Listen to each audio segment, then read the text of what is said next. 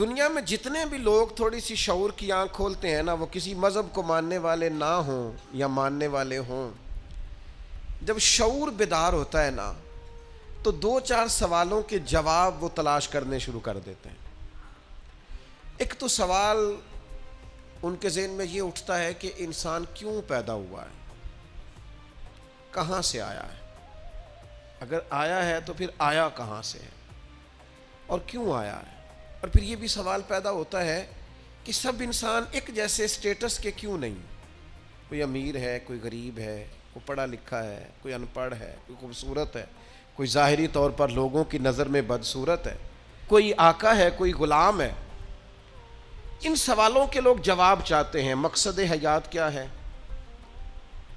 اور انسان کو کس نے بھیجا ہے، کس مقصد کے لیے بھیجا ہے، ہم کیوں آئے ہیں، اس کا نا جواب چاہیے حضرت انسان کو۔ پھر وہ یہ سوال مختلف لوگوں کے ذہنوں میں گھومتے گھومتے کوئی کسی طرف نکل گیا، کوئی کسی طرف نکل گیا۔ ایک بڑا ادیب آدمی تھا، بڑا بہترین شاعر تھا، وہ کہنے لگا اصل میں نا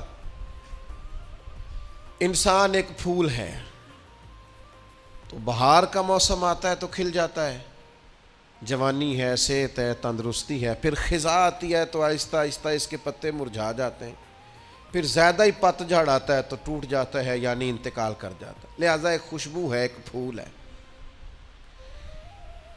اس نے بھی بات کی، چلو ٹھیک کی ہوگی۔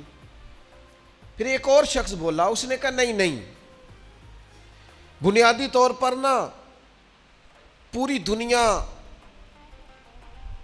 کے اندر مختلف کردار اللہ نے بنائے ہیں، کوئی باپ ہے، کوئی دادا ہے، کوئی بیٹا ہے، کوئی پوتا ہے، کوئی بھائی ہے، تو سب اپنا اپنا کردار نبھاتے ہیں اور پھر اپنے اپنے وقت پر وہ رخصت ہو جاتے ہیں، کیونکہ اب کردار بدلنے کی باری آ گئی۔ اب وہ جو باپ تھا اس نے دادا بننا ہے اور وہ جو پوتا تھا اس نے باپ بننا ہے، لہذا وقت بدلتا ہے تو یہ کردار بھی بدل جاتے ہیں۔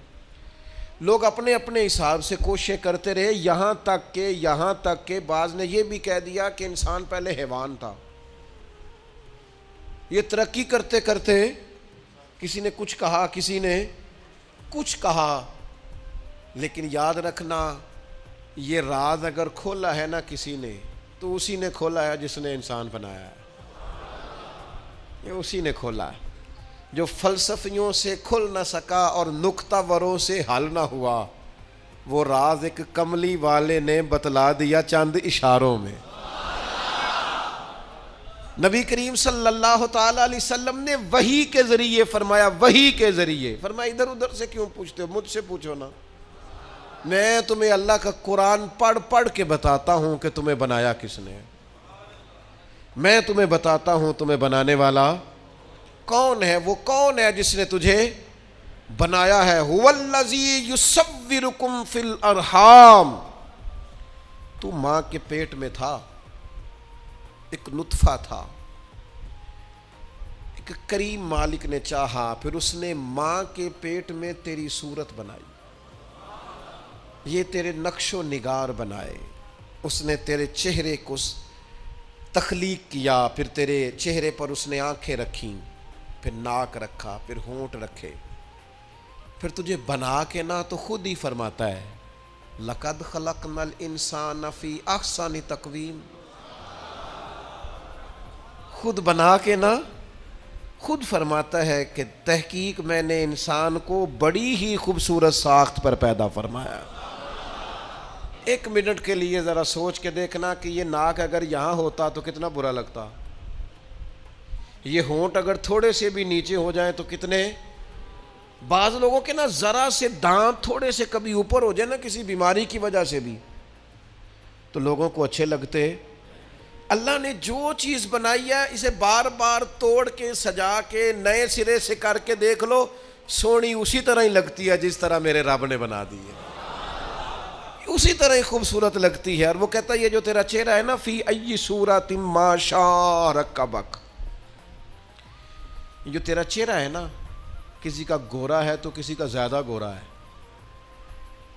کسی کا گورا ہے تو کسی کا سانولا ہے، کسی کا رنگ گندمی ہے۔ یہ بندے کی مرضی پہ نہیں. یہ اللہ کہتا ہے جیسے میں نے چاہا ہے نا. اگر آپ یہ آیت سمجھ جائیں نا تو اپنے آپ سے پیار ہو جائے گا.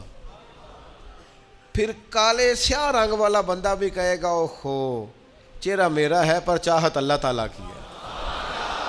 پھر تو اپنے آپ سے پیار ہو جائے گا, پھر تو اپنے آپ سے محبت ہو جائے گی. پھر تو انسان کہے گا کہ خدا جانے بلندی ہے کہ پستی, پر جہاں میں ہوں وہاں کوئی نہیں ہے.